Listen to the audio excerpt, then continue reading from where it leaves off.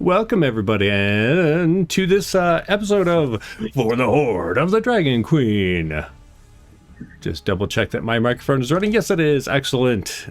Before we jump into it, why don't we do a quick round of introductions? Just so I'm not surprising anyone, I'm going to say that I'm Jeremy. My adjectives for today are worried and hyper. Whoa. You can find me here on the internet on this channel. Or WH Pubs on most socials. Why don't we head over to Mika? Mika, who are you and what are your adjectives for today? Hi, I'm Mika. My adjectives for today are volatile and it feels like such a strong word. Teetering on the edge, okay? And thirsty. Oh, perfect. Which thirsty, right? You can interpret that one however you want. I'm Mika. I do things. Today I am playing Lemon Zest, whose accent today is undetermined. If you have French suggestions. today says French. Oh, okay. I think is what we decided. Perfect. Or was that somewhere else? That might have been somewhere else, but why don't we use it? Okay, cool. French. Yeah, be prepared for a terrible French accent. Excellent. Who are you throwing it over to? Popcorn, Adela. Ooh. Well, my name is Adela. I will be playing Aster today. Gosh, how is Aster feeling? Slightly worried, but in a level that's like she should be so much more worried than she is. But she's just kind of like, okay. You know, maybe something good is going to come of this. Only good things could come of this, I'm sure. Yeah. All right, who are you popcorning it over to? Let's do Mick. I'm Mick, and I will be playing Chris, the rogue drow. I guess my adjectives for today are stealthy and curious. Ooh, nice. I like it. All right, well, last but not least, Shadow, why don't you tell us about yourself and what your adjectives are? Yeah. Hi everybody, I'm Shadow. I use she, her pronouns. My adjectives today are undetermined. Are Ponderous. Undetermined could be one of them. What's the other? Undetermined is definitely one of them. And the other one would be oh my gosh. The first word that came to mind was vengeful, but I don't think that's quite quite right. But at the same time, Okay. Right? I'll be playing Vestra today. You lost Exactly. a friend. So Right? I did I don't know something. where she is. My friend. Because I'll be playing Vestra, who's our local barbarian, who probably isn't super pleased to be locked out and paralyzed right now, but you know. I'm sure it's fine. He's probably fine. Well, speaking of being knocked out and paralyzed, I guess if you didn't catch last episode, we should do a quick recap. So, as we began last episode, you all were in the caravan of the Cult of the Dragon, at least the small portion of it that you are part of, and you've been heading north from Greenest, kind of, taking it easy, searching the dead bodies of your comrades that were thrown into the meat wagon, trying to find a missing friend, Tesha, who seems to have disappeared from the cult. Let's see what else. Just kind of hanging out, and then at the end, you had been told that, like, the caravan came to a halt. There was some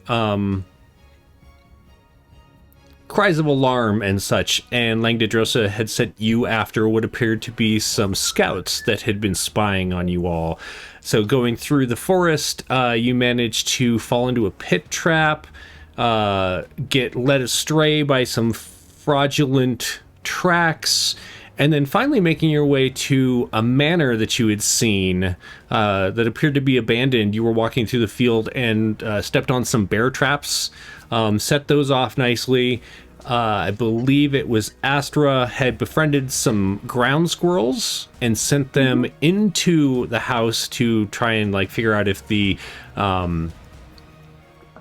scouts were in there. You'd also kind of determined that Tesha might be with these scouts, probably not of her own volition, like she may have been taken prisoner.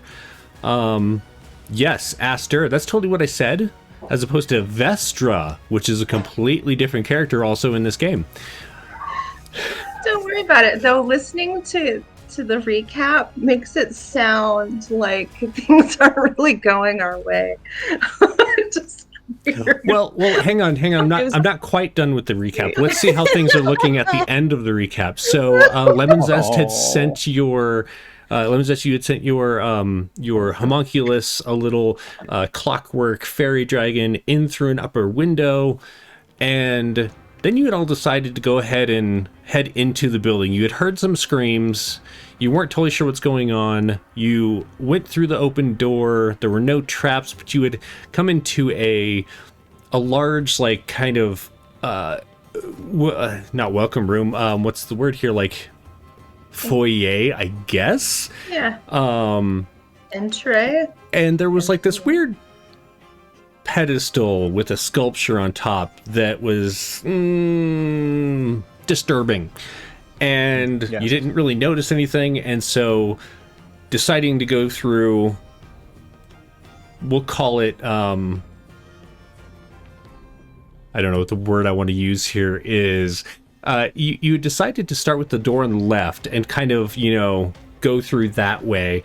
And going to open that door, all of a sudden, an older woman had appeared on the mezzanine above you. Though you had attempted to shrug it off, she spoke a word, and there was like a pulse of energy. Mick, I'm going to have you do a perception check for me. But you had noticed that your friends all froze and collapsed to the ground. You, or rather Chris, is currently frozen in place but awake.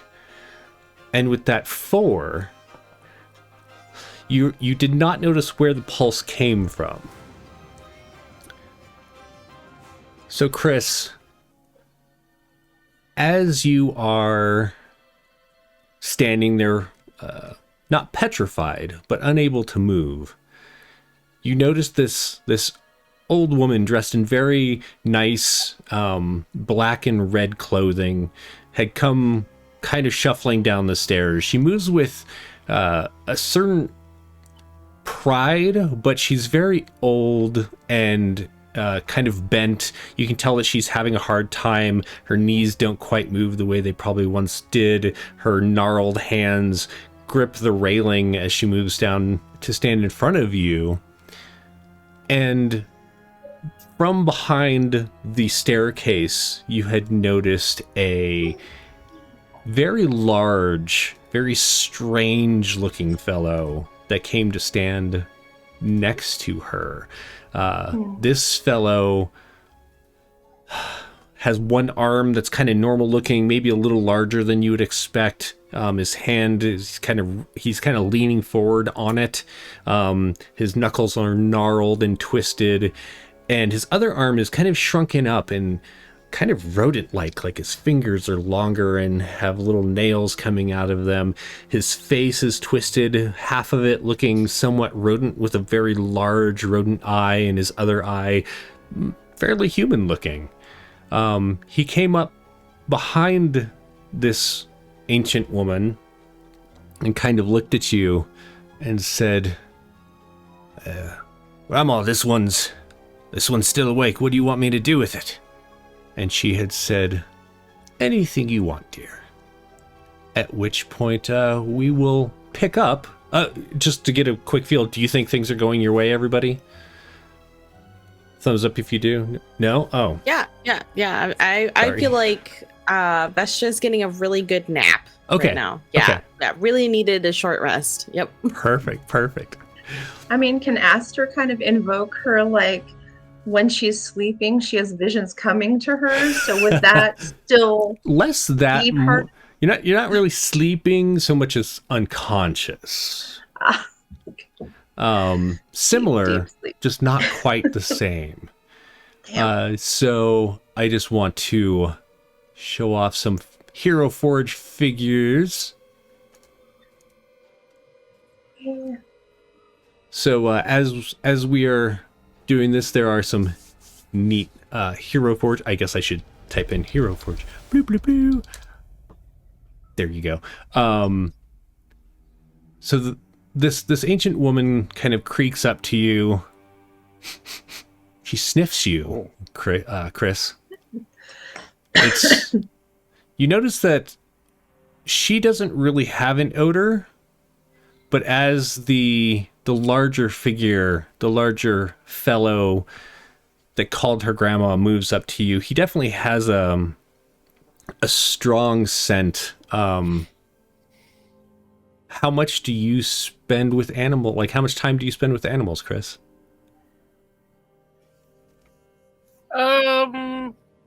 Not much. Okay. You're not really sure what the smell is.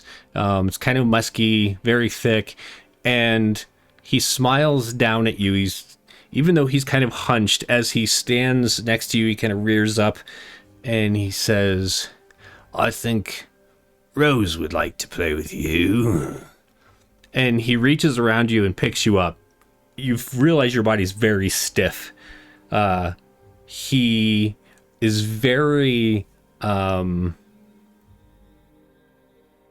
it's very awkward at first as he kind of shifts you under his arm and begins carrying you up the stairs.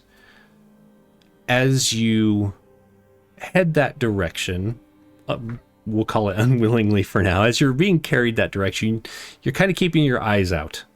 You're trying to move. There's not any give or take to your muscles right now, but you can kind of move your eyes enough to notice that as you're being carried down, as you're being carried up the stairs, you end up going onto this mezzanine, to which he goes to the end of which there's a hall. He carries you down the hall, and there's another set of stairs. This one's very short, but leads up to what appears to be an attic. And in the attic, you just see what looks like a child's room, probably maybe like a daughter or something. There's dolls on the walls. There's some doll houses, and there's a chair set next to a table that's set for tea. And he kind of like stands you over it, not like over the chair, but like he sets you next to the chair, and then he's like, all right, well, when you come to, you just sit right there, and Rose will be with you shortly. And he kind of grins, and then you hear him moving away as his large fist kind of like shuffles him forward. What would you like to do? Is there anything that I can do? What do you think Chris is trying to do right now? Chris would probably try to find somewhere to hide, if that is possible. Sure, go ahead and make a perception check. All right, perception. It's better than a 1. It is better than a 1. Nice. It's very difficult to look around, but you do manage to move your eyes, and you see that there are stuffed animals, both in a toy type of way, but also like a taxidermy kind of way. Like, you notice that there are some, stuffed raccoons and some stuffed squirrels. There is a large, it looks like part of a deer, like the front half of a deer that was taxidermied, but then the back half is missing, and they're just kind of like placed around in kind of a whimsical fashion along with these toys. And you do notice that there is the staircase you came up. There's also another door. And as you were looking, you realize that what you took to be maybe a large stuffed rat begins to move towards you. It stands up and it's wearing kind of this worn, frilly dress. The dress is torn and not well maintained, and so you notice that hanging underneath from one of the rat's shoulders is a human skull, or at least a humanoid skull. And it kind of scurries forward and it stands up on its hind legs. It's a little shorter than you. And you realize that it's kind of humanoid in shape as opposed to rat in shape, but it very much leans into that rat form. It begins to sniff you. Oh yes, I think you'll do just nicely. I think we should have some tea. What do you think? Excellent. And she goes over and begins to pour some tea, and she arranges like a little bonnet on her head. And as she turns around, you notice that like the back of the dress is just like all messed up, and she's wearing like black and red armor underneath, like leathers that look rather worn, like she's been in battle before. And her other shoulder also has a smaller skull that dangles from it. She definitely has a scent that you it's very thick and pungent of rot. Like she's wearing things that are currently rotting away, as opposed to that weird kind of musky scent that the other fellow had. But she pours some tea and walks over and she holds it up to your lips. What do you do? What can I do? Do you want to try and drink, or do you want to try to spit it out as she pours it between? I'm gonna try to spit it out. Okay, go ahead and make a con save for me. Okay, con save. As you try and spit it out, like your tongue kind of moves, but your mouth isn't really agreeing with you, like with your intention, and you kind of gurgle as it goes down your throat. It's very cold. Like the tea's been sitting here for a while. You're not even sure if it's fresh tea. And she says, no, just don't fight. Just enjoy the tea. We're going to have a party. Meanwhile, we're going to go back to the main room. As soon as I find the button, there we go. I meant to make a note of how badly everyone failed last time. Because I didn't, I need each of you that are in the main room, so it's Vestra, Aster, and Lemon Zest, to go ahead and roll con saves again. Okay. Ooh. Now you're all rolling like mad, right? Because I definitely failed last time, so... Nice. Okay, so of those, let's go with Aster.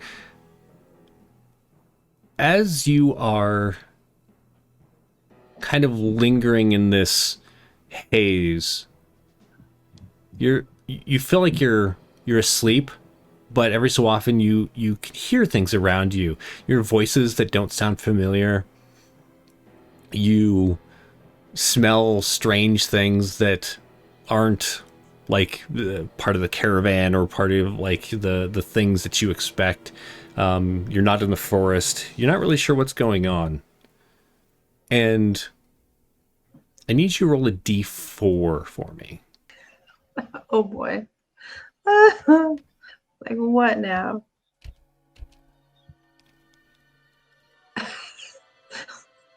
Oh, one. A 1? Excellent. Oh, okay. Okay. Oh boy. Soon, however, you do start to smell like earth, like worked earth, almost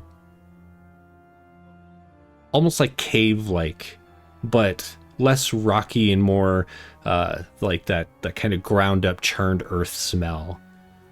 And as this becomes more and more pungent and more what you're noticing, you feel cold on the side of your face, and then it feels kind of rough, and then you feel like your arms kind of getting uncomfortable under you, but then you realize you can feel your arm. And as you're starting to wake up from this haze that you've been thrust into, you realize you're laying on a cold, kind of worked earth floor. It's not super soft, but it is. It has been churned up a bit. And do you have... Yeah, you have dark vision as the tiefling. You look around and you can see that you're in a fairly small cell. You could probably stand and touch any wall from the center by stretching out. The bars around you appear to be metal, and you can see a hallway, like a tunnel more than a hallway, as it's earth and rock stretches out from you. What do you do?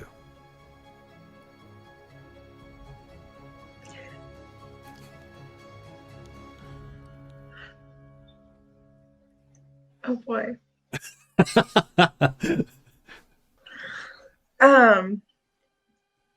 Try and move to see if I can move anything first. It's very much like waking up with your body asleep. Like, have you ever done that where you, like, your brain wakes up and then your body's like, oh, right. And so it takes effort to move around, and you get pins and needles as the blood's like starting to flow. But yes, you can move. Okay. Am I like encumbered? Like, do I have any kind of ties around me? Or You do anything? not, but as you're kind of like checking, you also realize that you don't have your mace or any of your gear. That's nice. That's so nice. I'd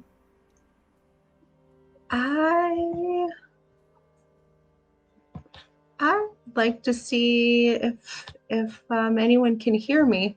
I'm gonna zoom out, Okay. I think, which may cause attention to me or whatever. Maybe I can have it start from a different pinpoint. What are you But going... I'm gonna... Oh, go ahead. Sorry. Oh, no. I'm gonna try and zoom out to see if I can get anyone's, like, our group's attention. Okay. What would you... Maybe I'll do it like an animal, like a bird song, something that we're all familiar with. Gotcha. Like the caca of a dragon? Yes, let's do it. As you call out, you do hear a voice. Go ahead and make an intelligence check for me. Let's see here.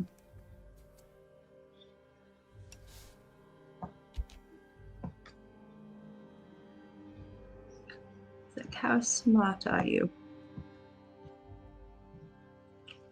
Somebody's been busted. You hear a voice. It calls back to you. Who is that? Is somebody there? You don't recognize it, and it seems far away down the tunnel. Okay. But no other voices? You Just feel that hopeful voice? because the sirens get closer, and you think that they're there to save you, but then they pass by and are gone. Oh, is that you?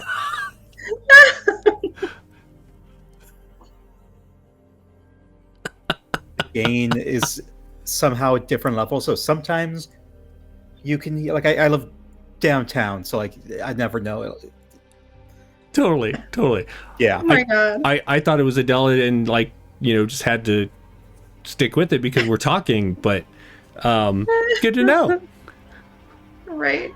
right? Apologies. Okay. Well, the voice to me it sounds friendly. I'm gonna go with that. Okay. So I'm gonna just say like, hey, can you help me get out of here? I'd I'm also like to hope that my squirrels are maybe around, so I'll chitter a little bit and maybe they'll come. okay. The voice responds to you. I don't think I can help you get out. I'm rather stuck myself. There's a guy in here with me. He took me, but like he stole me from my friends. But then he got stolen from his friends and with me. And now we're in here together, and he's still unconscious. I think he's alive. Okay. Is he breathing? Oh, Can you shake him? he looks like I don't want to touch him because I don't want him to wake up. And as you talk longer and longer, you start to recognize the voice as Tesha, who is Vestra's Oh, friend that disappeared. oh no. Well, I'd like to be like, Tesha? Is that you? Well, yeah? Who's that? Oh my gosh. Vestra brought us to try and find you, and now they've put us all asleep, and I don't know where everybody is. So Vestra's with you? Well, she was. She's not in the cell with me, but she's here. Oh. Well, I mean that's both really cool of her, and I appreciate that, but also probably bad. Oh boy. Well, Are you in maybe a we cell can figure- too? I'm in a cell as well. You know, I think maybe I'd like to try like a guiding bolt on my cell doors. Okay. Is that I mean, would Radiant even... You could try it. Oh boy.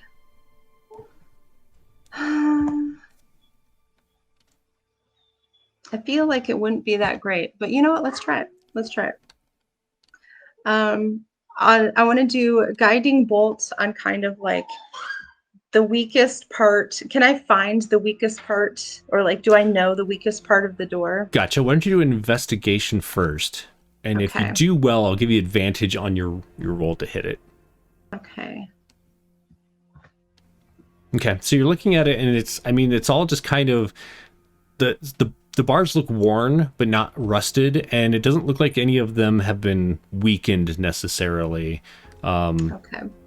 If you want to like try and blow it off in like a single shot, you might like try and shoot the lock. You're not really sure if it would do anything if you tried to like shoot a bar, if it would like do enough damage. No, why not? We're gonna try and do the lock Okay. then. So this is gonna be a straight roll. It wasn't quite high enough to be a Okay. advantage. Perfect. With your critical fail, oh, the dice. I mean, You fire at it, and the bolt actually skims between the bars and hits the dirt outside, and there's like a rock outside that it finally hit, and it begins to glow. So until the start of your next turn, anyone who attacks that rock will have advantage. amazing. It's so amazing. While I pushed the wrong button, go to the wrong thing. There we go. While you're debating on how you want to get out of this cell, why don't we head over to... You guys tied for the other one. Why don't we roll off rollies between Mika and Shadow to see who's next? Whoever's highest goes next. Dun, dun, dun. And I'm going to deliver this puppetry. Yeah. 7. Hooray! And a 2. This is going well. Perfect. Yeah, get all these crap rolls worked out now. All right, so lemon zest. You're not even sure what happened. You hit the floor. You were awake one moment, and now you're starting to wake up. Your body hurts. You're very stiff. Roll a d4 for me. D4. Please. 4. A 4. You can smell the outside. You smell pine trees. You smell like the foliage of the area that's blooming, kind of like you had not that long ago as you were moving through the forest. You do have a weird swaying motion, and as you blink your eyes and they begin to focus and the darkness recedes, you realize you're in some kind of cage.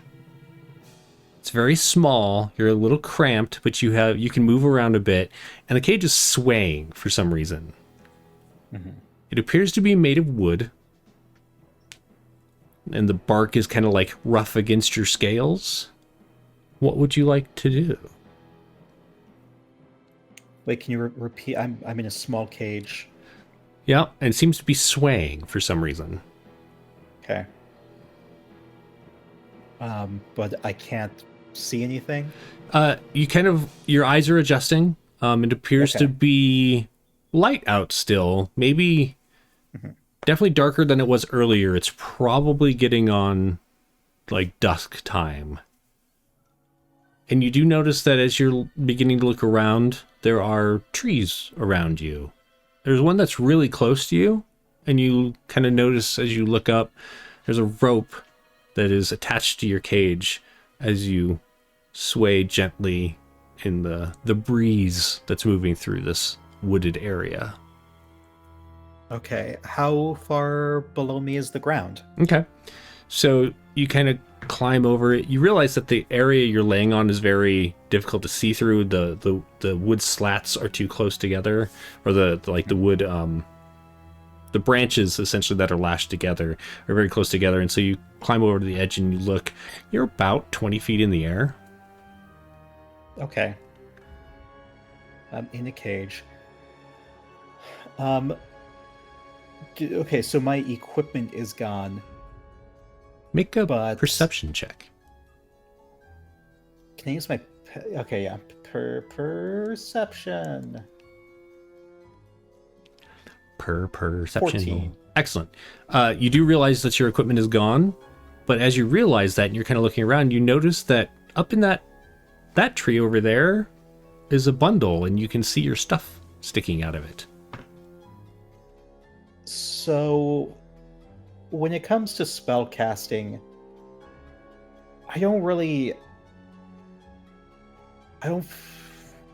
would my spell casting focus be gone? I've never really specified what my spell casting focus is, since it can be so many different things. I feel like we actually, in like episode 2, you had said, "Oh, this is going to be my my focus," but now I can't remember what it was. I can't either. What do you think it would be? So this is meta. Whenever I play a spellcaster, I always say it's like some part of my armor or something. Oh yeah. So that way, like, it can't just be like taken away from me. Totally. It's like emblazoned on something I have. Some sure. holy symbol or whatever. Especially as like the artificer side of you would have been like, let's just build this into the armor over here. I could see that. Yeah. Totally. So how far away is that other tree? So within 30 feet? It is not. It is about 60, maybe 70 feet away. Okay.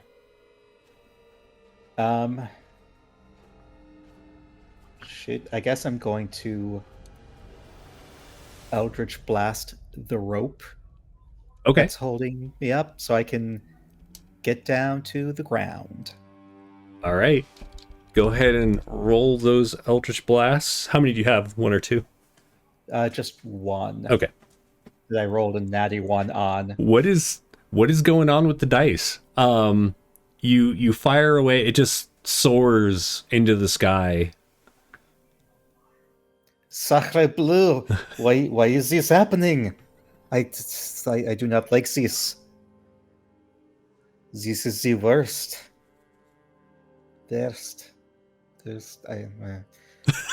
I.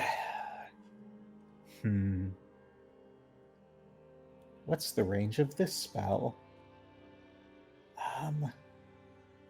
Okay, that's not going to work. I don't think I have anything else. Can I tell where my homunculus is? You do not see Lemon Blossom. The How- problem is I guess Lemon Blossom cannot. Yeah, Lemon Blossom is their own agent. Dang it. What good is it a homunculus if they're their own agent? Yeah, I need a familiar. Okay. How about I don't this? really know. While you're thinking about how you want to get out of this tree trap or tree cage, whatever you want to call it. Can I just shoot another Eldritch Blast? Is that cheating? Maybe, but why don't we head over to Vestra first? Okay. All right, so Vestra, as you, were you the one who was kicking down the door, or trying to?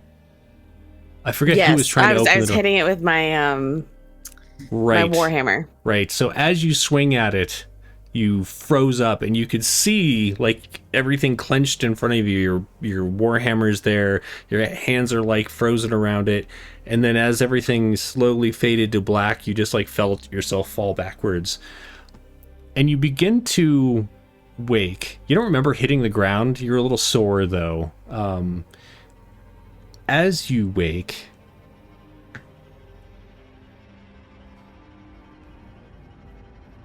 you are going to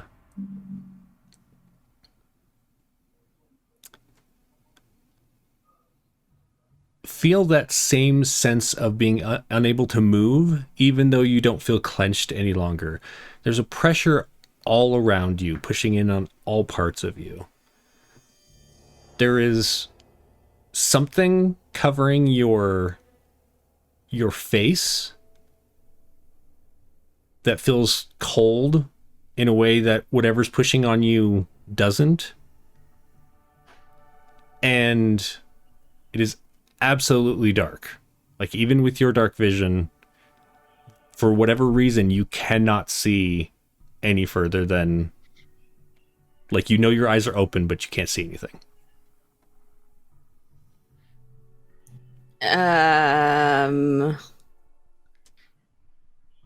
no. I would try to speak. Okay. And just be like, "Hello, is anybody there?" So as you speak, your voice sounds very muffled, and you realize that there is something face shaped, almost like a mask, that is over your face. But there's also there's stuff around you that's muffling your voice. Can I get the thing off of my face?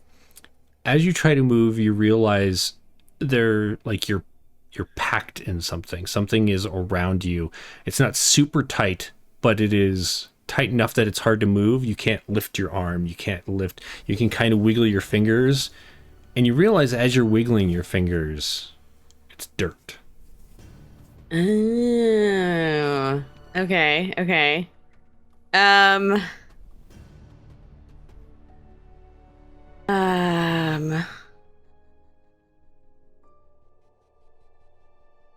Okay, so I think do I have anything on me? If I feel can I feel if I have my little backpack with me, or my little supply pouch or anything? So go ahead and make an athletics check or a Okay. strength save, whichever you want to do, whichever's higher, to try and move enough to feel those things. Nice. As you're moving, you don't feel the straps on your backpack.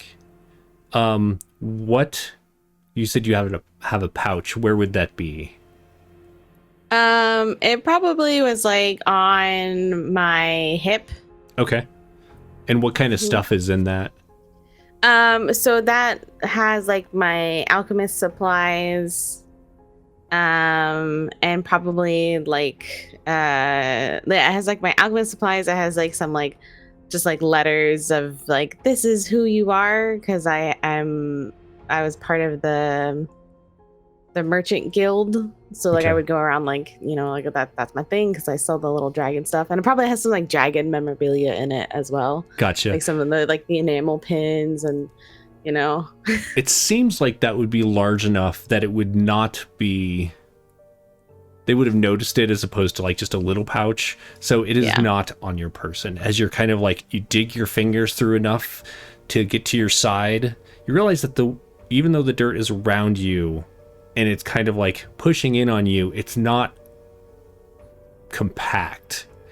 Like you have enough that you can kind of wiggle around in now that you're like starting to wake up. Okay. At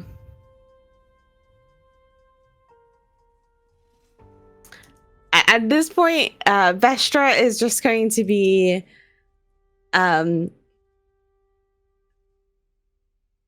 like yelling, I guess is the way I want to describe it, and she's gonna do it in each of the languages that she knows. Okay. So like, you know, we got common, we got some dwarvish going on, we got some draconic, and some undercommon going on. What are you yelling? She's yelling like, in the name of the Dragon Queen, you better release me right now. You don't know who you have locked up. Like, the whole army's gonna come for you. Perfect. Dragons will burn down your house. She's just kind of she's yelling like dragon themed threats in order, like trying to convince somebody to let her go, or at least help her out of wherever she is. Perfect. I'm trying to not be distracting, but I'm redeeming a pupper treat. She didn't want to bother getting up, so I threw it to her, and then she's like, I didn't see that. Did you get it? Okay. Okay, pupper treat redeemed. You're about halfway through, so you did common. You get about halfway through draconic, and something lands on your face and in your mouth, and you start like choking on it, and immediately you can tell it's dirt, like something. But you have been wiggling enough, you could feel the edges of the mask, and you feel like nothing should have fallen from the way you were wiggling. It's almost like, well, why don't you make an intelligence check for me? Yeah, but you know, that's something for. Okay. Nice. Okay. Nice. So you realize that you're doing this between the way your voice sounds and the way you're moving. There is a tube that you're breathing through that goes out the front of the mask. Dirt has fallen down through that tube for some reason. Oh, okay.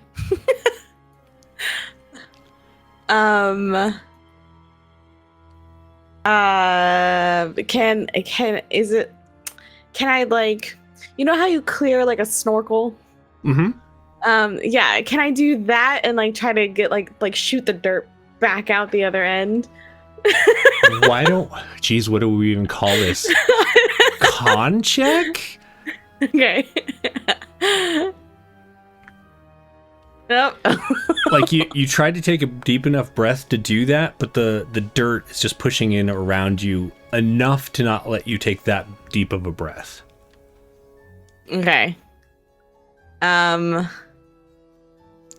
Why don't we? Yeah. Oh, yeah. Think about what you want to do. Yeah. And why don't we head? Let's head back to Chris, as I believe they're about to have some more tea. Okay, so Chris, you've been sputtering on this tea for a while. This small rodent person has been talking to you and to the various stuffed animals around the room.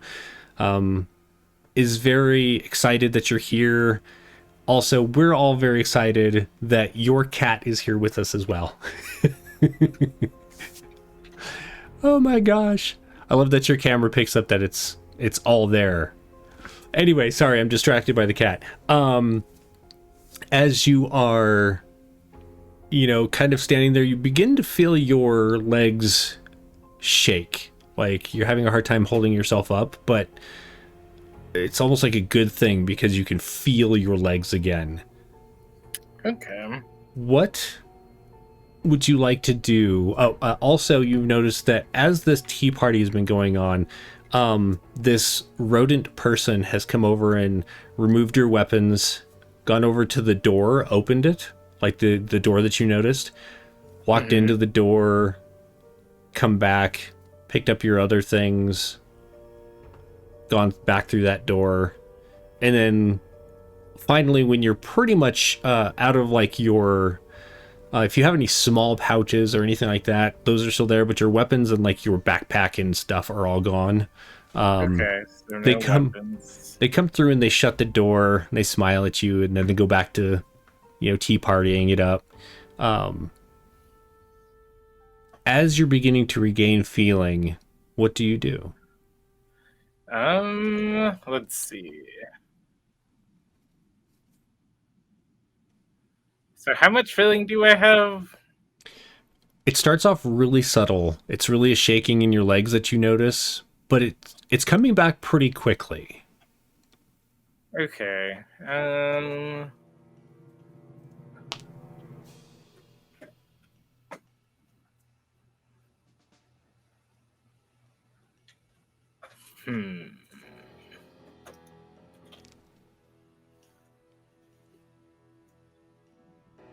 Oh, Mr. Do I have enough feeling to cast a spell?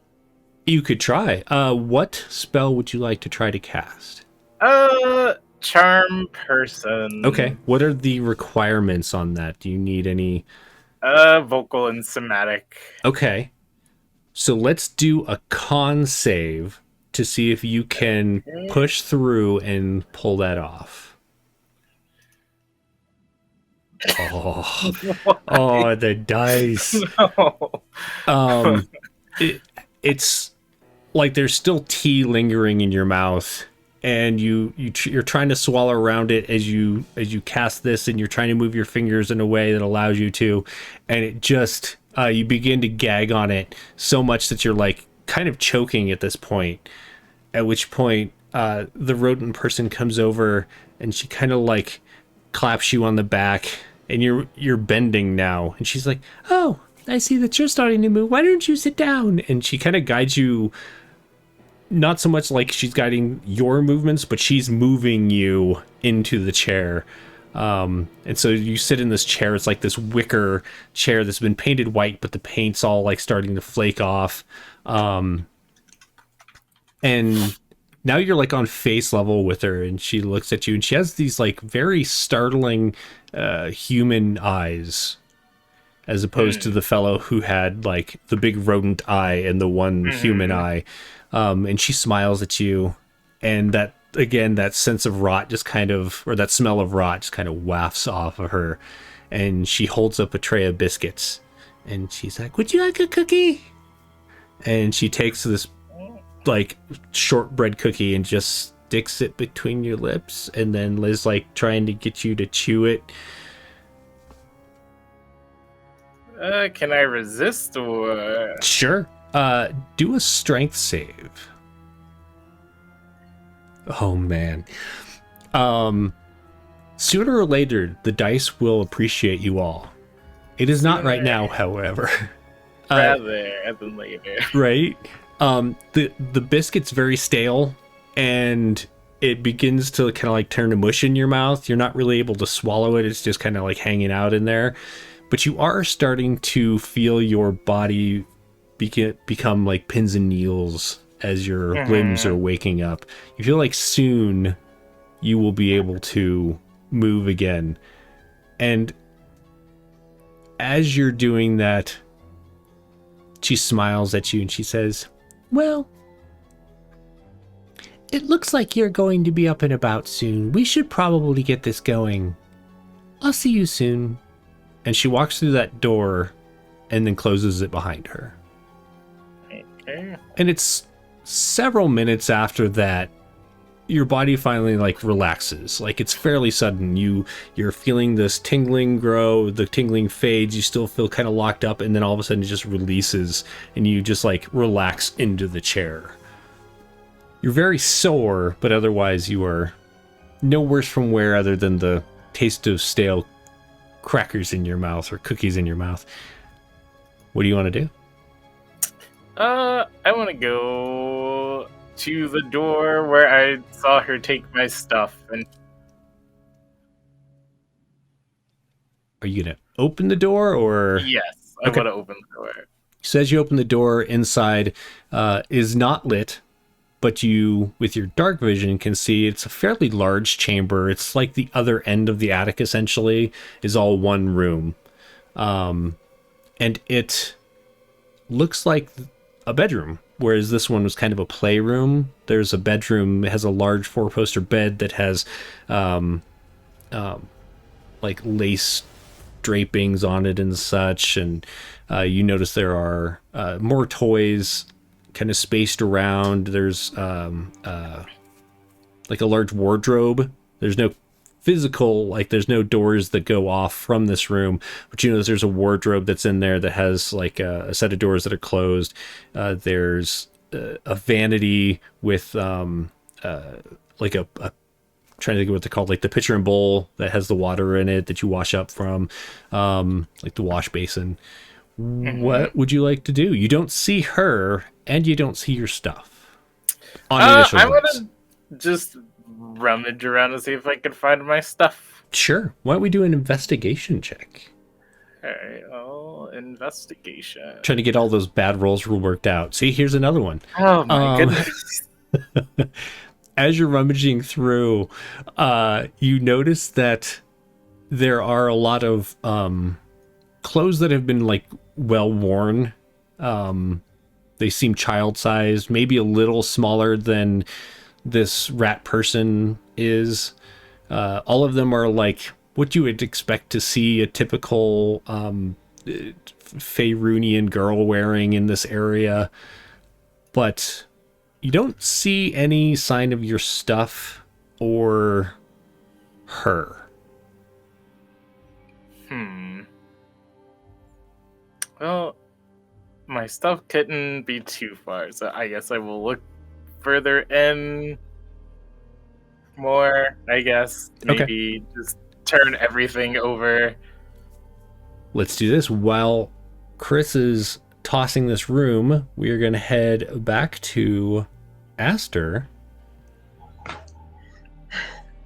Oh boy. Aster, what are you up to? That's such a good question. Thank you. I try. I think Esther is going to try and call any kind of animals that are within 30 feet. Okay. Again.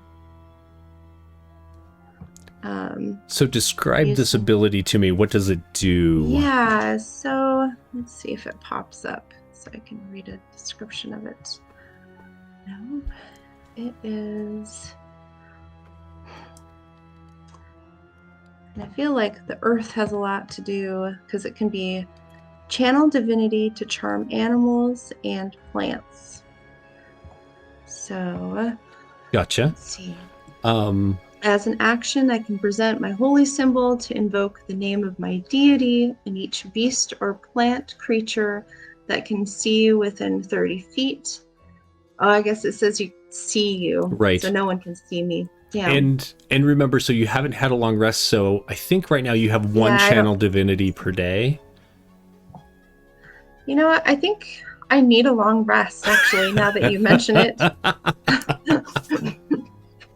Gotcha. Speaking of, I'm going to yell out to Vestra's friend that I need to close my eyes and think and rest. But if they have an opportunity to, find anything sharp on their captor to wake me up, and maybe we can figure out how to get out of these bars and chains, or, the bars and things. Okay, yeah, I'll look. All right, while you are resting, let's head back over to Lemon Zest. Lemon Zest, you are still swinging in the air. Do you want to try and continue blasting the rope until you fall? Yes. We're just going to call it, it's a cantrip. 17. So that's, Thank you. The dice roll. I appreciate the dice giveth and the dice taketh away. Go ahead and roll 2d6 for me. 2d6.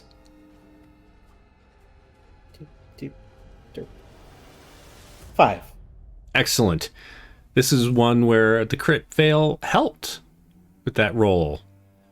As you blast the rope, it severs and the cage you're in falls the 20 feet to the ground, shattering on impact. There's like sticks around you, but you are free of it. However, you are going to take 5 bludgeoning damage from the fall.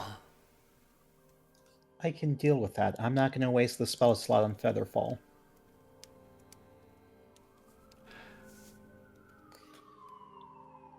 As you look around, you hear sirens in the distance. You think maybe they're coming to save you. And then they get quieter again. Not here to save you. I can't believe you can hear those. I don't know why, it's just really entertaining to me. Like, you're all in trouble and you're like, are they here to rescue me? No, they're not. As you stand up and like dust yourself off, get out of this cage, you notice a glinting light that keeps like flashing at you. And looking in that direction, you notice there is a fairly tall guy. He is standing leaning against a tree. Trying to find his art here. There we go. His well-groomed hair is kind of slicked back. He's wearing some black and red armor. He has a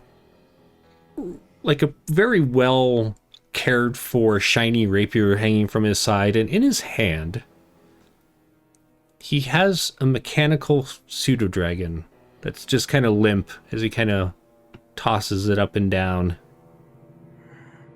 Is it out of HP? Because if it's out of HP, it just reduces back to its original focus. Which I'm assuming is the form itself, like the. Nope, it's the little dragon shard that it's formed around. Oh, that's right, because you like. That's right. Yeah. Well, that's not nearly as fun. It appears that it is not quite until he like thwacks it against the tree. Okay. And then it appears back in its normal form, and he kind of looks at it. Well, that was interesting. And he just kind of kicks it away from himself. Not really. It was kind of a piece of trash. It didn't do much for me. That wasn't very French. I get my French and like my Russian start to... You're Frushian? My Frushian. I'm not great at accents. I never could. Or wrench. Yeah, that's all right. This is Faerun. It can be whatever accent you want it to be. It's Faerun. I'm gonna do Southern. It's Faerun. How dare you? I mean, that wasn't very useful. The homunculus. I need to learn Find Familiar. So, thanks. Can I get that shard back? You can come and try and take it if you'd like. Well, first off, I'm going to cast Mage Hand at that tree to pull my equipment down. Okay. It is still too far away from you, because you didn't actually move closer, you moved further away from it when you fell. Oh, damn it. Okay. Technically speaking, I know that there's a All right. math equation to figure that out. We're not going to bother with that right now. Yeah. All right. Do we really have to? Are you going to run, or are we just going to do this here? I've been waiting gonna for you cast for Eldritch like Blast at him. so long. What's that? I'm casting the Eldritch Blast like right in his face. Do it. You can do this one at advantage because he's too busy talking. Ooh. Oh, 16 for both. Cool. 16 for both. Go ahead and roll your damage. I forgot I'm bloodthirsty. All right, just shut the frack up. Shut the front door.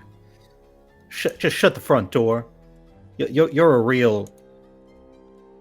And then the bleeped out. Just Why don't we go ahead and like Ricey says something really nice, like the Eldritch Blast. Just right. Why don't you go ahead and roll initiative now that you've caught him off guard? And I'm gonna math real hard over here. Okay. Awesome. 17, and this fellow, he seems surprised by your sudden attack. What do you do? Good. I'm gonna start like running to take cover behind a tree while firing off another Eldritch Blast. Okay. So when you get there, you won't be able to hide in like a rogue, but you can use it as cover. Yeah. And the 14 just misses. Damn. Probably shouldn't do the Southern because there's another D&D thing I'm in where I use the Southern, but it's my go-to. That's fine. I don't think anyone's going to complain too much. Yeah. As your Eldritch Blast slams into the tree next to him, he looks up at you, and now that like kind of weird decorum that he had is gone. He's just like looking at you all angry, and he reaches behind him and pulls out like a heavy crossbow that was leaning on the tree you couldn't see. He's going to take a shot at you. You do have cover. We're going to call it, as he's moving, we'll call it half cover. Whichever one gives him disadvantage. I think it just adds to my armor class. Either way, you hear a twang, and then he curses, piece of junk, and then he throws the crossbow at you, like in your direction. The string on the crossbow broke. What he is? Suck it. He is about 30 feet from Suck you. it. What would you like to do? Let's see, 30 feet.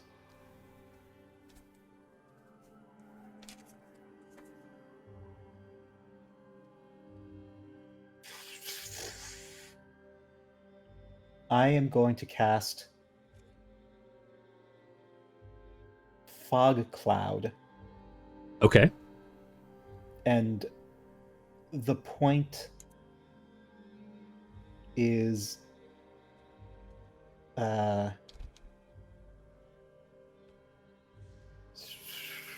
let me okay, so you create a 20-foot radius sphere of fog centered on a point within range. So the point is going to be the armor he's wearing. So it's a point, not an object. So you could do it where he is, like it would be at that point. It just won't follow him. But it would give you 20 feet from him that is all encompassed in fog. Yes. So I'm going to have him be at the edge of it so that the further he comes towards me, the more into the fog he gets. Okay. So do you want to center it on yourself then? Yeah, I'll center it on myself and then turn and run further away. Essentially, you want all 30 feet of what's between you and him to be in fog, right? Essentially, yeah. Perfect. Okay. Gotcha. All right, so from the ground rises this fog. It's already kind of dark out. The sun is definitely setting, but it just gets gloomier and gloomier as the fog rises up, and you lose sight of him. And then you're going to run off, you said? Yeah.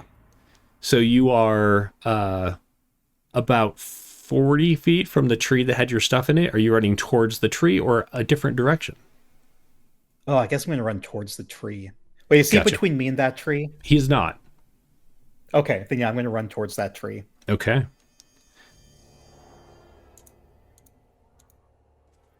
On his turn, you can hear him like sniffing loudly, Oh. but as he's like, yes, try to run. It makes it more fun. I enjoy it.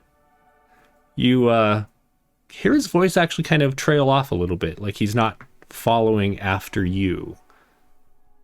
We are going to head over to Vestra. As soon as I find Vestra's button. Sorry. There we go. Vestra, what are you up to?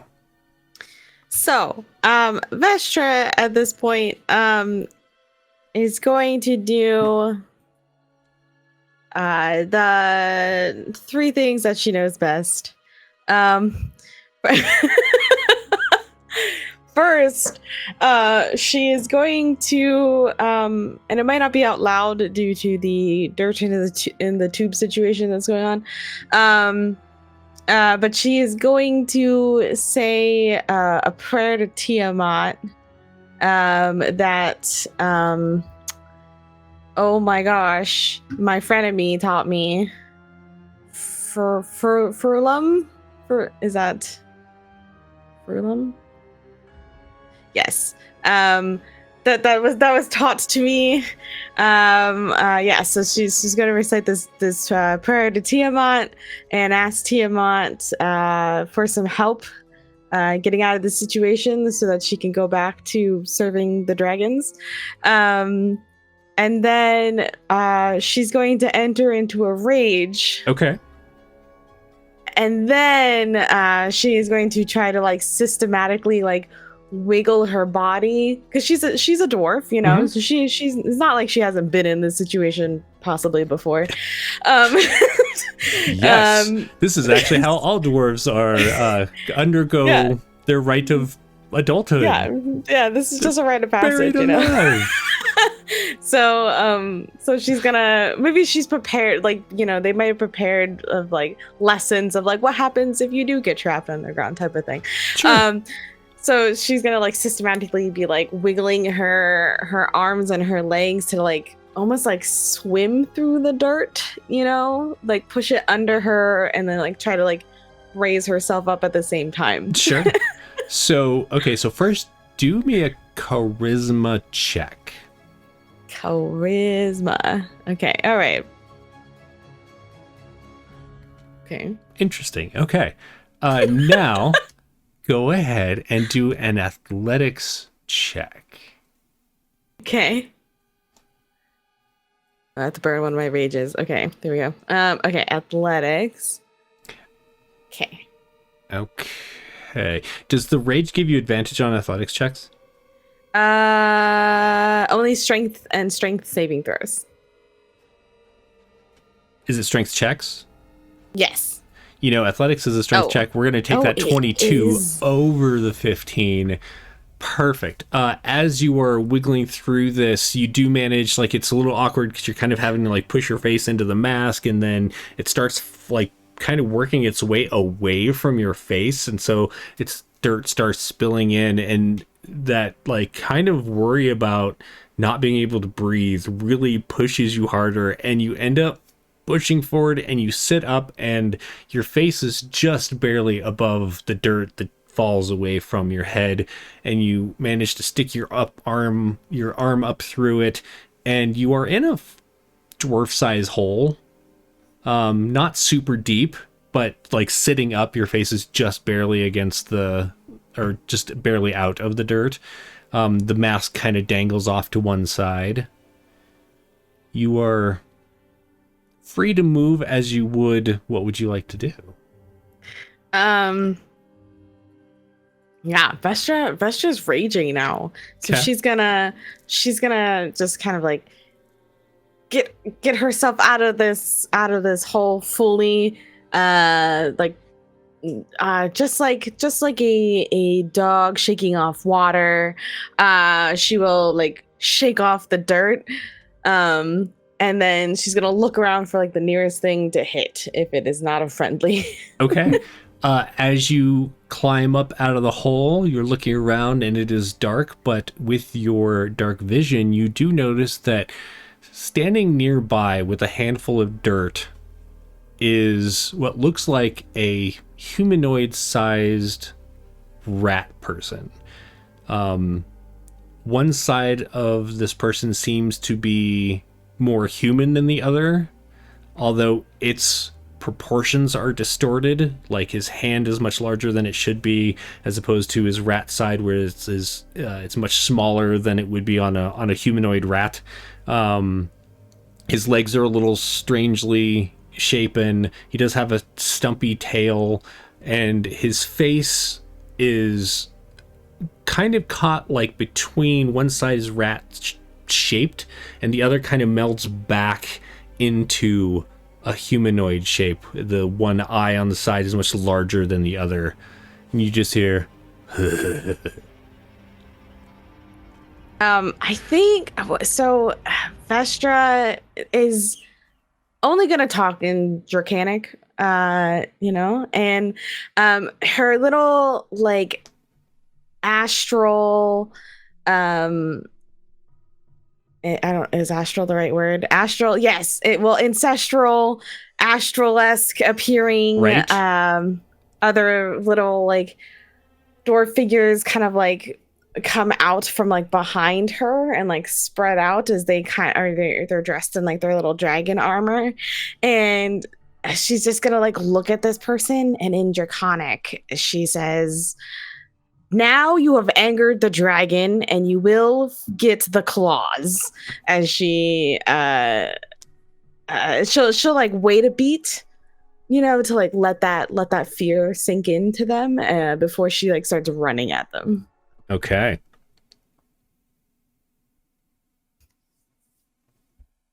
I think I might have had his music already playing, and I might have broken it.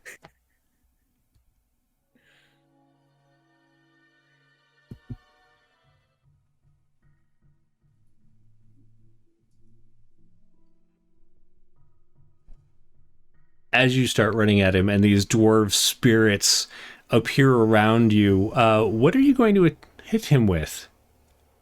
It's just my fists. Okay. Yeah. There's a look of surprise as you and your ancestors rush towards him. He was not expecting this. Go ahead and make an attack at advantage on this one. Okay. And that's just an unarmed strike, right? Right.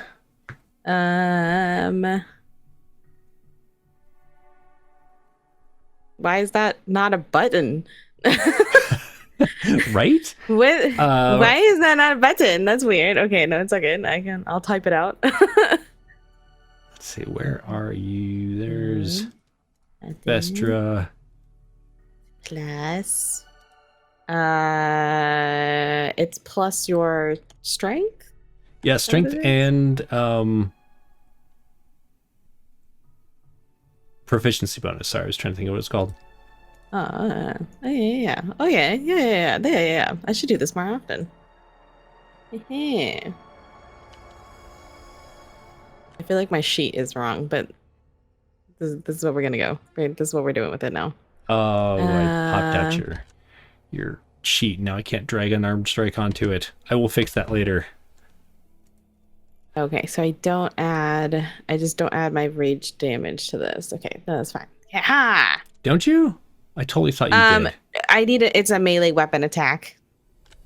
But so unarmed strikes, I believe, are melee weapon attacks. It's just they don't do all that much damage. But you're a barbarian, you're raging, and you're punching him. I'm totally gonna give it to you. Okay. So you got a 17 to hit, correct? Yes. Absolutely wails into this fellow. Roll damage. It's it's just 1 plus your strength modifier plus your rage damage. 1 plus my strength plus my rage. Yep. Okay, so that's 1, 3, 5. That's 5 damage. 5. Nice.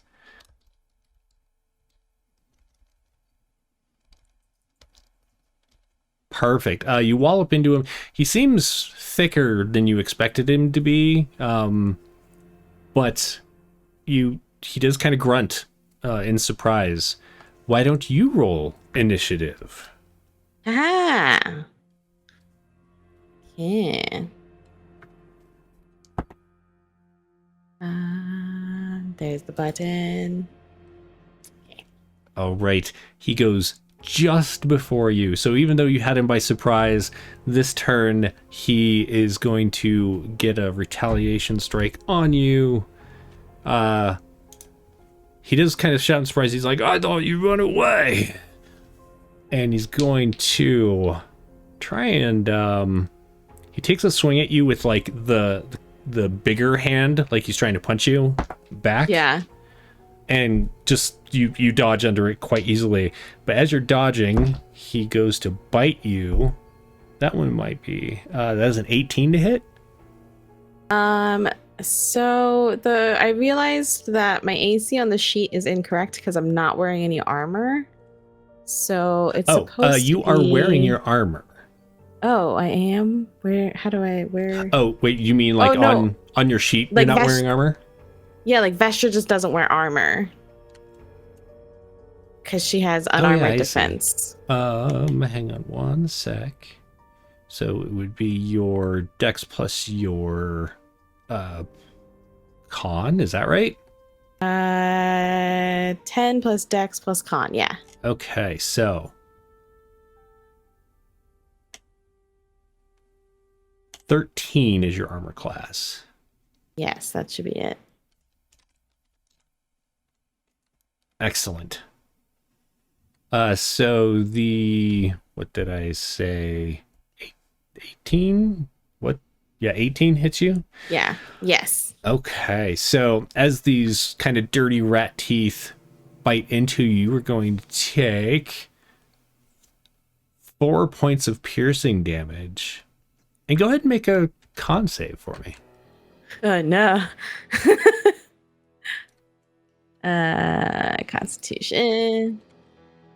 Oh no. I'm sorry. You're breaking up on your end. I didn't hear you there, Mika. Oh, still breaking up.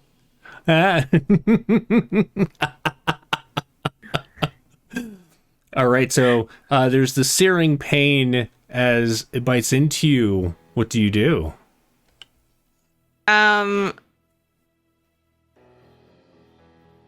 We just yell. I'm just yelling draconic insults at it now. Things that are too violent for this stream. As I continue just to like punch after punch on this creature. All right, go ahead and roll another attack.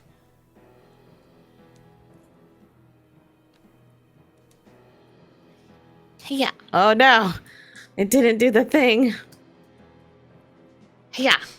Hiya. Oh yeah, that one does it, definitely. So another 5 damage. You punch into it. It seems very like surprised that you're standing there, but as it like instead of running and as you are just like punching into it and like cursing it, it realizes that you are not its typical prey. And is just he just is gonna attack you back, and you notice that he gets a little more I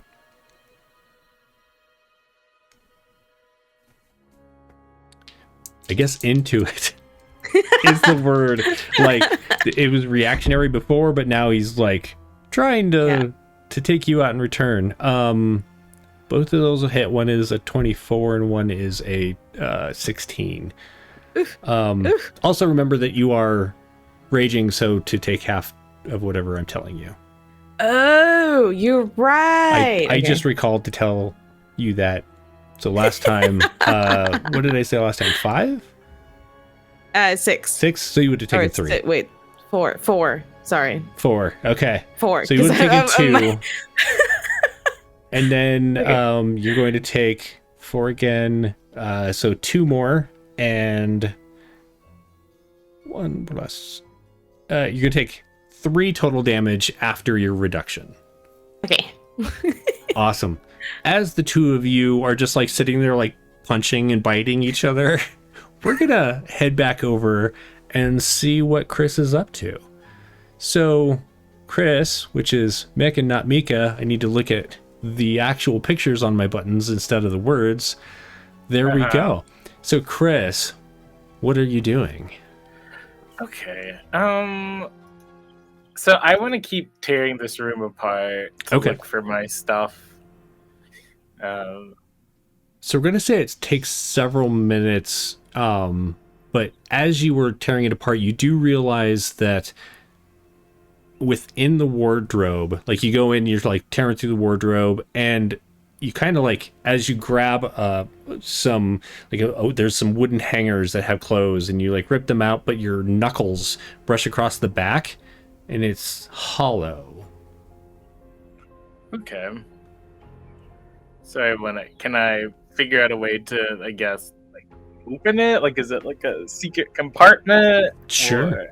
Yeah, go ahead and do an investigation to try and figure out how it works. Okay, let's come on, dice. Yay! It's better than before, so I'll take it. All right, so with the 13 you got, you do realize that there's like a hidden door. You essentially kind of like push it and slide it to the side. It's not a mechanism so much as just the force that you use to open it. And within essentially is a passage. It looks, it's much like the wet walls of like a building. There are these very thin passages that lead off, and you see stairs going down. You don't see your equipment, and you don't see the rat girl that you had seen earlier. All right. I guess I'll just head down because maybe my stuff's down there. Okay. As you head down, there's a corner, and you turn around the corner and make a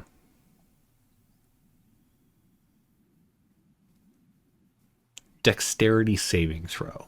Dexterity saving throw. Okay, well that's something that I'm good at. Right. So,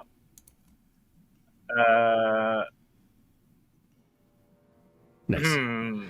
So as you go down the stairs and you turn the corner, there's like a small landing. It's very thin, a little longer than it is thin, and right there you think the rat girl is standing there, because the dress is hanging from what looks like a wooden mannequin. And as you go to like, are you gonna dodge or try and hit it, or what's your gut reaction? I'm gonna dodge. Okay. As you dodge out of the way, like, the words just escaped me. Sorry. Little darts go shooting past your face. Like you like matrix it. It appears that they like were trapped from you stepping here, and they shot out of the mannequin. Okay. Could I keep going or? Absolutely. Okay, well, I want to be, I guess, more on alert for traps. Okay. Keeping an eye out. What's your passive perception? It's 13. 13. Okay. I'll keep that in mind as you're heading through. You realize there's kind of a maze of these wet walls that are going through, and you're looking for signs of where she went and where your stuff is. Every so often you do notice little tripwires with that 13. But I am going to need you to roll one perception check. Okay, one perception check. No. Excellent. I thought it was out of my system.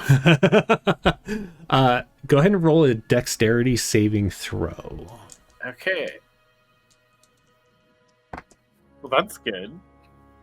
That is good. Okay, so as you are stepping, you've been looking for these signs of that you've you're kind of growing accustomed to, and then you step forward, and the floor beneath you clicks open, and you fall. Now you throw your arms out, and you kind of like manage to guide yourself. You're still going to end up taking 4 bludgeoning damage as you like kind of smash into the floor at the bottom.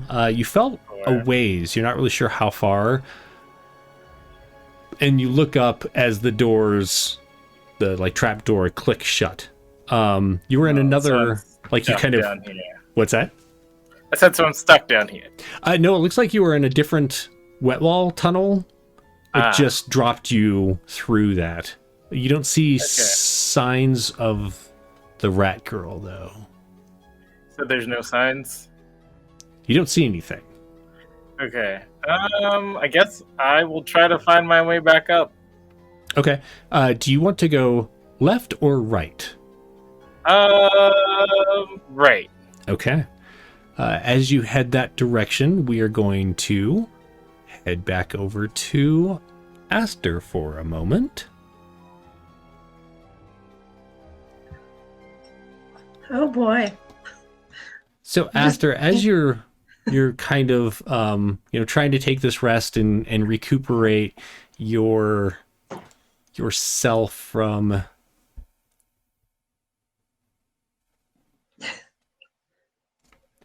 all right, from all of this activity.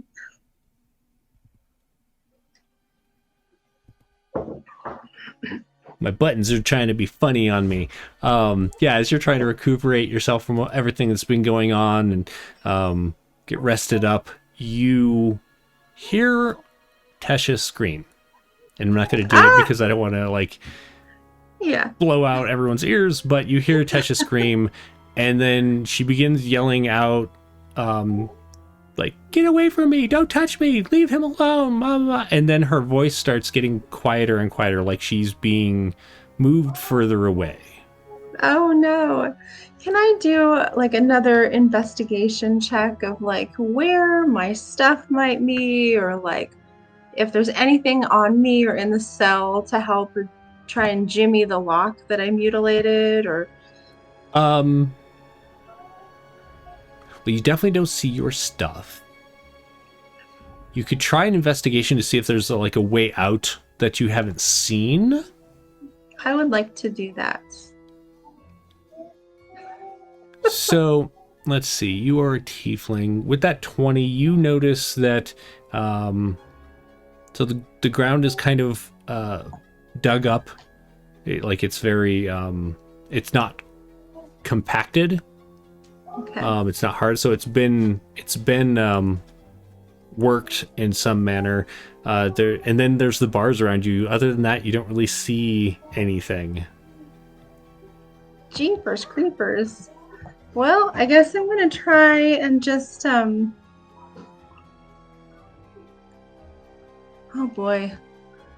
I guess start yanking on the bars, because I'm fairly strong, I think. Sure. Yeah. Why don't you I do? know. I mean, without many things, I can set things ablaze, which I don't really want to set ablaze. Without kind of seeing a thing. Okay. I don't have much. Or you know what? Maybe I can just start yelling insults down the alleyway with my thume and see if I can't get the guard to come my direction just to shut me up. Just insults and. So you begin yelling. What do your insults sound like? Oh boy. Well, they're very PC. So, you smell like dirt, or you're the gunk from a really asthmatic eyeball. They're just bizarre. Excellent. Several moments go by of you doing this. Go ahead and make a dex saving throw. Oh boy. Okay. So, rather suddenly, as you're kind of standing at the gates, or at the cage gate, and yelling and everything, and then you stop to listen if anyone has come to tell you to be quiet or whatever, and you feel like you hear distantly, maybe slightly muffled sound of a click, or maybe a snapping sound, and then the dirt below you falls, and you fall with it, and you're not really sure how how far you fall, but you smash into the dirt as it like hits the bottom. You're gonna take 5 bludgeoning damage. Oh boy. And you are now in a different dirt tunnel. This is actually kind of an open room, a little larger, about twice the size of what you were just in for the cage. It looks like above you, you're not really sure how the earth was held up there, but there was like, you could see the square that you fell through. Oh boy. Well, it's a different spot. That's okay. That's okay. I'm gonna yell out, "Hello, is anyone out there?" As you look around and you shout, you notice that there are a few exits from this room, and you're kind of squinting to see the ends, how far they go off. And right at the edge of your dark vision, at the end of one, in fact, you can't even really make out details because they're so right at the edge of your vision, that there's a human-sized person standing there. You do notice they have like long hair. You can kind of see that in your kind of reddish tinged vision. And they appear to be holding a couple of daggers. And they're just watching you. I guess I'm just gonna say friend or foe, and I'm gonna just friend or foe and start walking toward that person.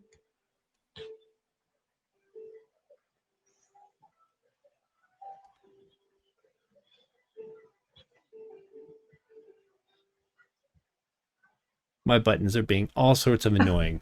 I apologize. Why are you doing weird things? Okay. As you start walking towards that person, details begin to solidify. This person is fairly tall, taller than you, although with your horns, maybe you're kind of starting to match up. They have this like leather and cloth garments that are somewhat reminiscent of armor, but also almost like a fine suit or something. And they have like one bone dagger in one hand, and then their hand rests on the hilt of another in their, like in the sheath of their belt. And they're just kind of like doing that creepy stare at you where like their face is tilted down and they're looking up at you and smiling. At all. That's not helpful to me at all. I would like to a guiding bolt to them. Okay. I mean, nice people kind of immediately like get into an exchange. Right. Shady people are doing weird stares and stuff. I don't care. Like, it's too long. It's too long of a seconds. Please hit. All right, so the 20 is absolutely going to hit. And let's see what our damage is. Hold on.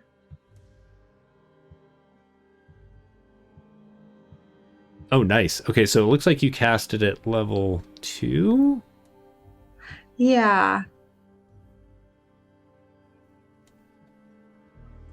All right, so we've got 11 damage. The second one is the crit if that's what you had rolled. So 11 radiant damage, and they start to glow. So as the glow lights up, you can definitely tell more details. It looks like they're kind of a middle-aged person, somewhat androgynous, hard to tell as far as more details like that. They're definitely human. Okay. And they cry out in pain and maybe a little bit of surprise. What are you surprised about? I asked.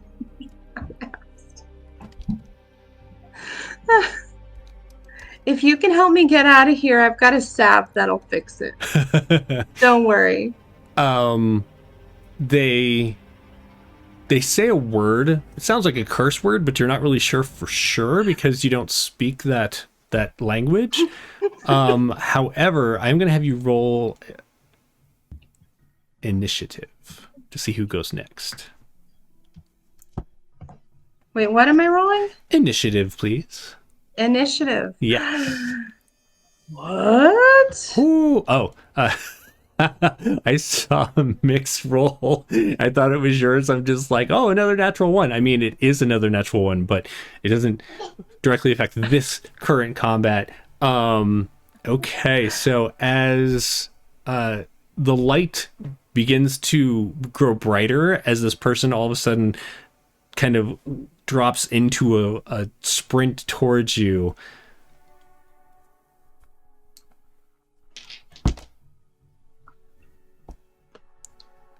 All right, does a 15 hit you? Let's see. Thank you for the Where's our body? Where's our body? Sorry, I just exited out of everything. Don't mind me. um. Okay. It does not. Okay, how about a 20? 20 does. Okay, so they slash wide with their first dagger, and then as you're kind of dodging out of the way, that one that was sheathed springs out into their hand, and they stab upwards, catching you like kind of in between your armor on your side. You are going to take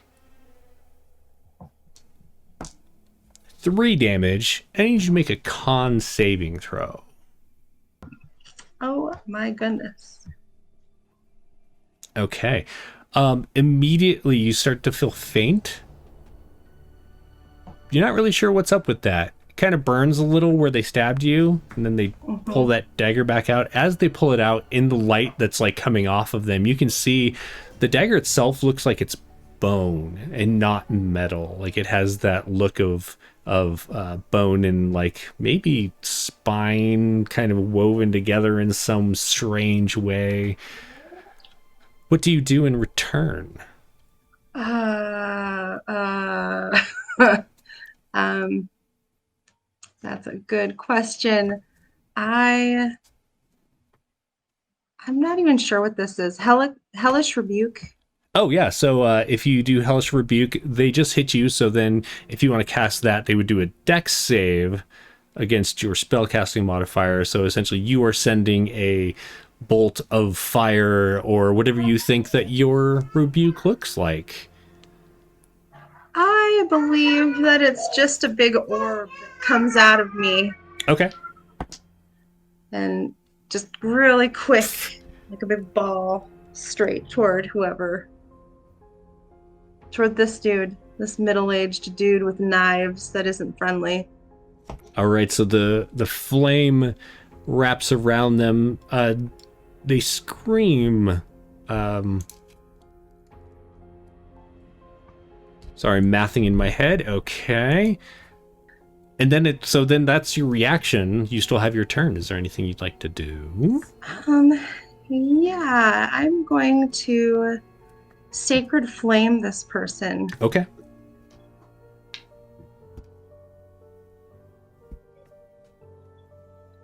Wow, that's like the third time in my entire 5th edition that Sacred Flame has actually hit somebody.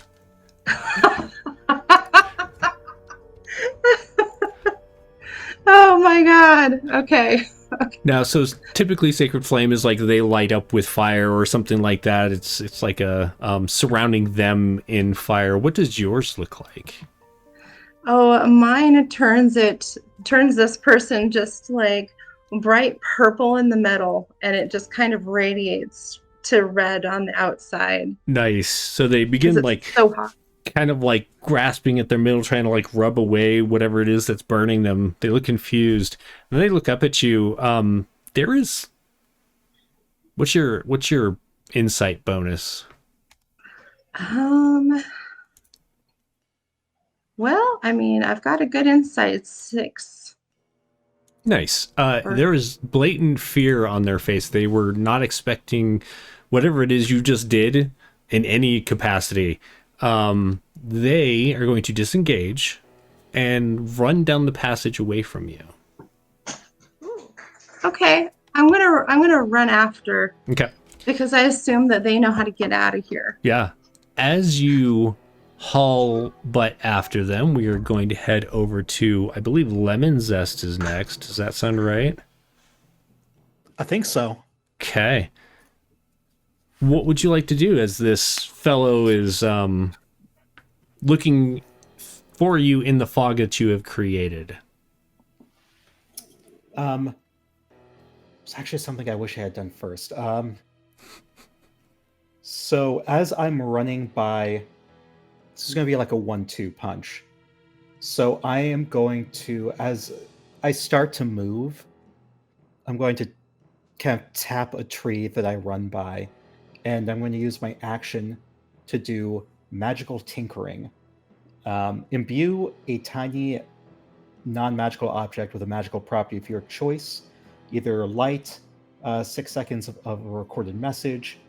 So I'm going to record a message and have it say, "Come and get me, sucker." Okay.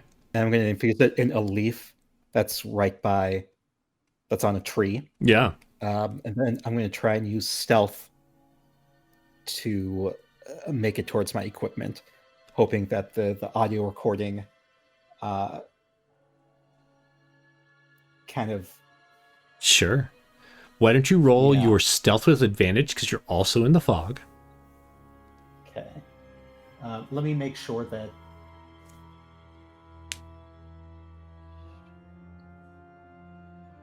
Oh, okay. I cannot do that. It JK. does not. I thought it would be on a loop. It would not.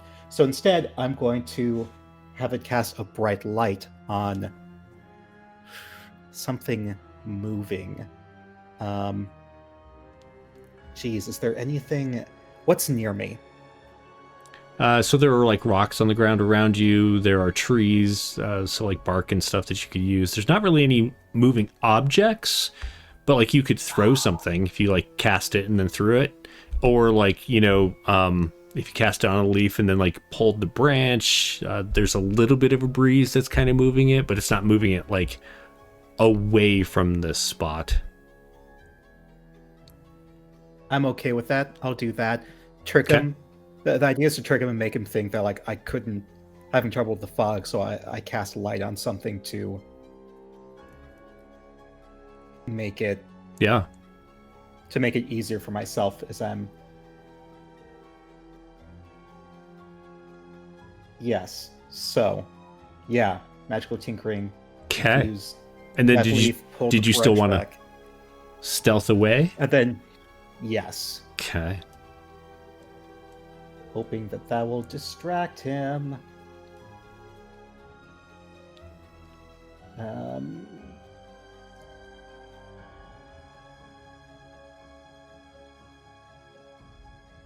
Oh, the advantage, that's a natty 20. Excellent. Finally, we're swinging back around to the other end of things. As you move away, I'm going to roll his perception.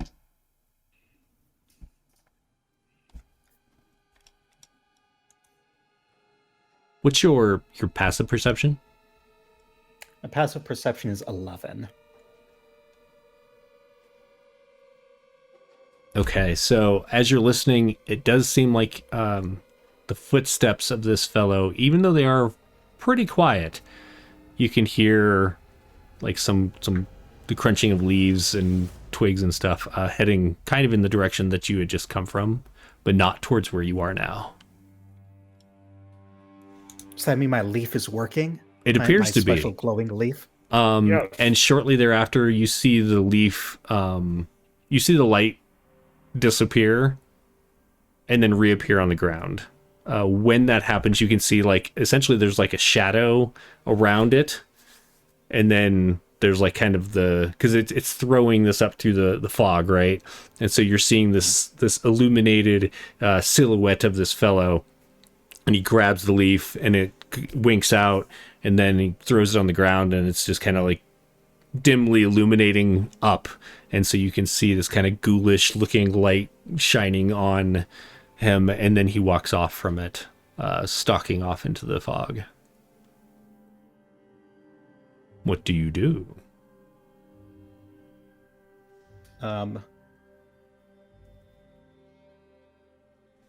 Okay, yeah, if I'm close to that tree where my stuff is, I'm going to cast Mage Hand to pull my stuff down.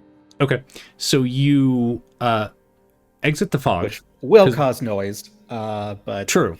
Well, yeah, because it can't carry your bag. You just have to like pull the bag and it has to fall, right? Because it's only like 10 pounds or something. Yeah. Okay. Yeah.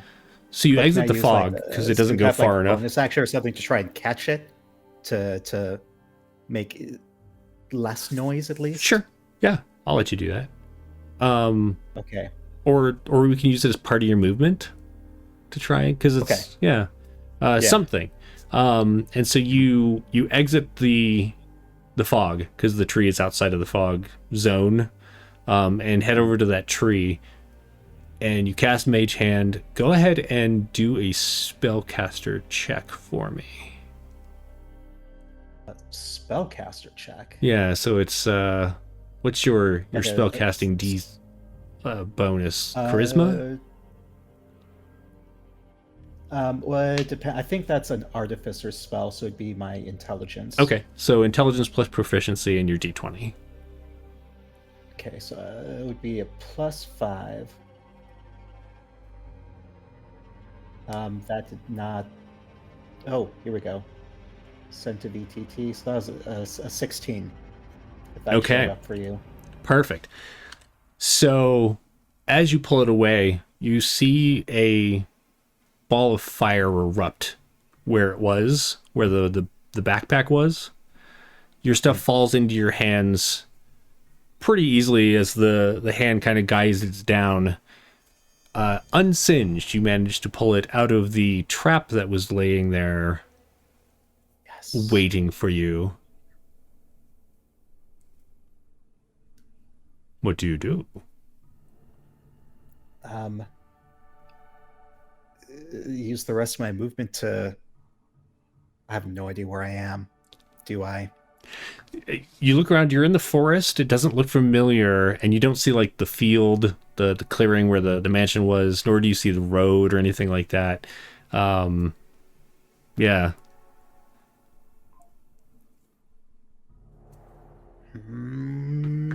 Shoot fire. Yeah, I guess I'm just gonna. First things first, just try and get away from this fella. Okay. So you still have a little bit of movement if you want to like try and put some trees between you and the fog, because you know he's in the fog somewhere. Go ahead and roll a stealth.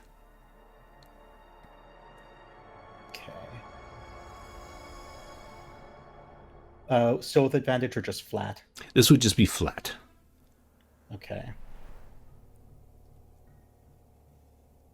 Ah, Okay. 10. So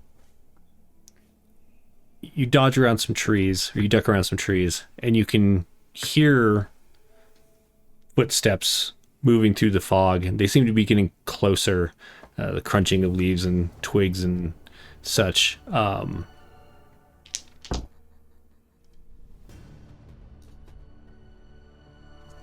And as you're kind of standing there holding your pack, waiting to see what happens, he steps around a tree nearby, and you're just like in direct line of vision from each other. But it is your turn again. What do you do?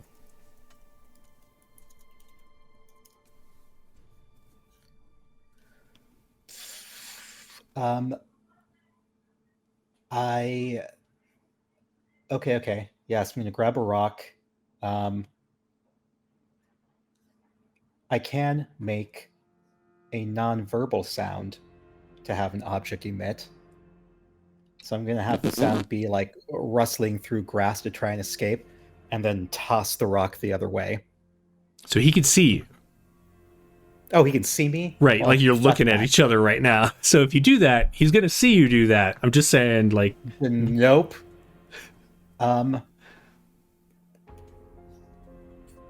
Eldritch Blast. Okay. I hate that that's my go-to. Well, I could. How far is he from me? He's about 20 feet from you. That's it? 20 feet? Yeah. Shit. Yeah, he didn't quite get to you. Like, he didn't know where you were exactly, but as he came around, you were right there. Cool. I'm casting Grease on him.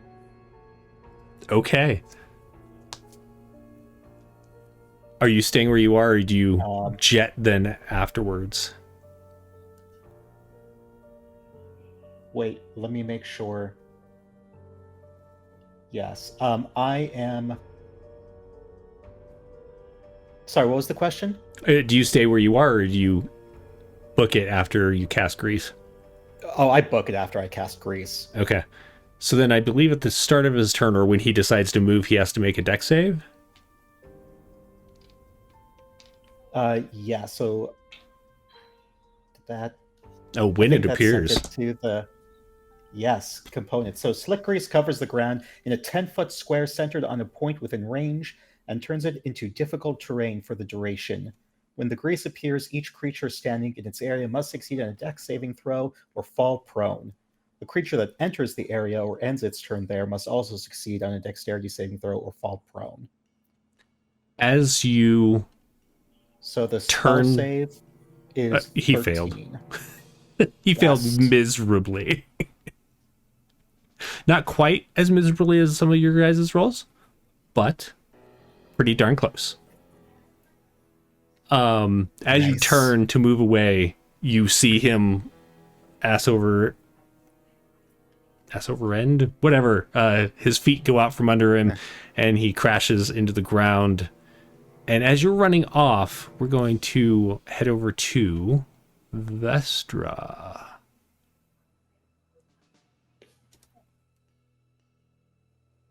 Snicky. Let's see, Vestra, what are you up to? How is this rat humanoid looking? Like, are they looking ragged or? You've definitely like kind of knocked the wind out of him a little. But he still seems to be, he has a good amount of fight left in him. Okay. Yeah, we're just gonna continue to punch that out of him. Okay. So why don't we do a couple of unarmed strikes there from you, or just one? Sorry. Okay. Ooh, nice. So that's 5 more damage. You're just like, essentially just like punching him in the areas you can reach with you being shorter than he is. And okay. Yeah.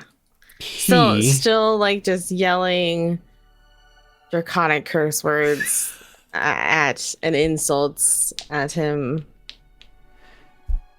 Do a athletics or acrobatics check for me, whichever you prefer.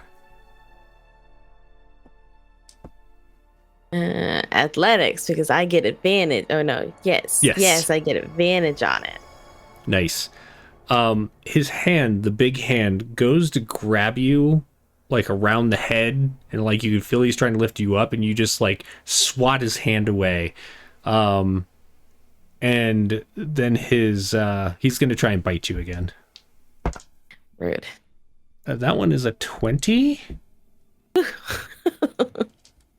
So that is 4 piercing damage. What do you do in return? I think I just like take like a breath for a second, and I was like, in common, I just like, can you just stop with the biting? Like, this is kind of rude, honestly. And he says, "You're taking all the fun out of this. You're supposed to run, and I'm gonna chase you." Do I look like the type that's gonna run? They usually run. Yeah, do they usually look like this with the scary ghosties? No. Okay. So, like, you want to just call it good? Or. He takes a deep breath. So remember, if you don't attack and you're not attacked this next turn, you will lose rage. Okay, just so you're aware. He does take a breath and he's like, sure. Yeah, all right. I'll like offer my hand out before like I drop my rage, and we'll shake on it like we're good. Okay. Make a strength save. Oh, jeez. Huh. Yeah. He's like reaches out like the little hand to you, which is like kind of his bony grasp wraps around your hand. Then he like tries to like grab you with the other hand and throw you, and you're just like, no. Like you don't budge an inch, and his one larger rat eye blinks at you because he's kind of like crouched down next to you trying to throw you, and then he'll try and bite you again. Okay, all right. That one I think misses. That is a 15. Oh no, that hits. Oh, still hits. Yeah. So that will be, that is 3 piercing damage. Okay. He's like a lot bigger than me, right? He is, yeah. He's medium in size, and you're medium in size, I believe, but he's feet taller than you are, and many pounds heavier. Okay.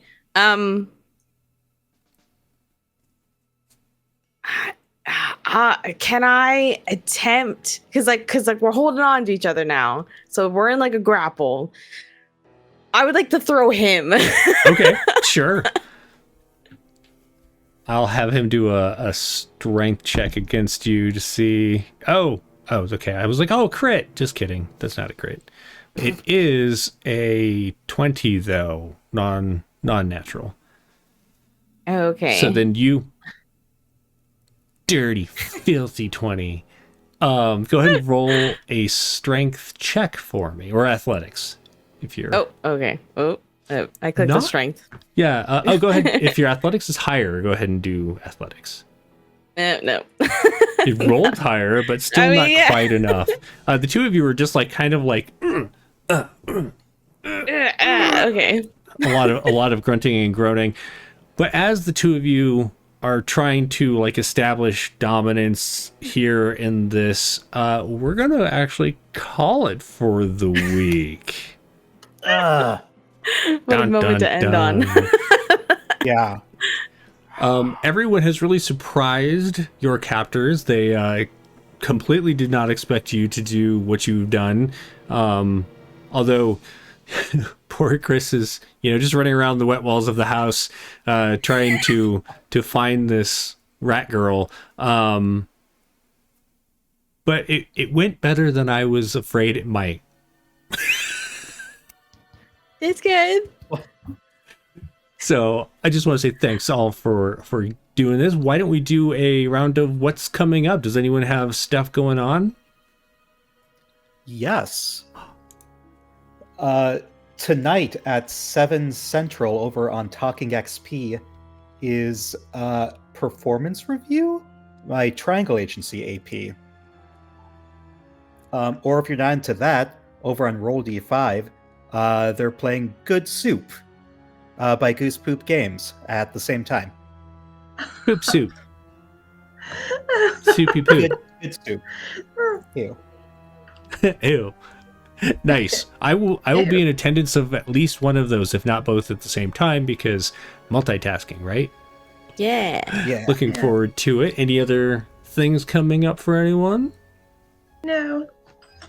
Okay, well, join us this Friday for the continuation of Daggerheart: The Broken Spine, our playtest of the system.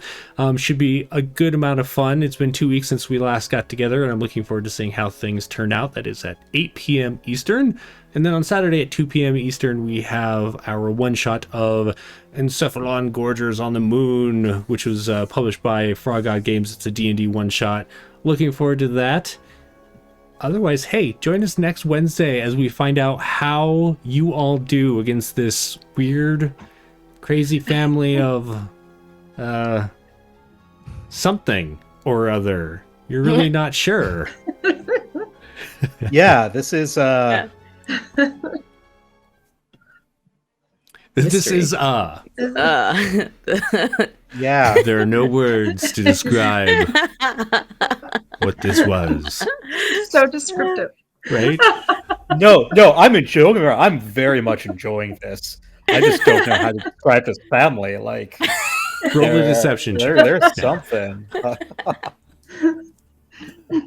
Awesome. Why don't we raid someone? Yeah. Let's do it. raid. Do.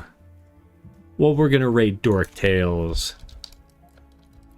And thanks everybody for joining. We will see you next time. Bye all. Bye. Bye. Bye.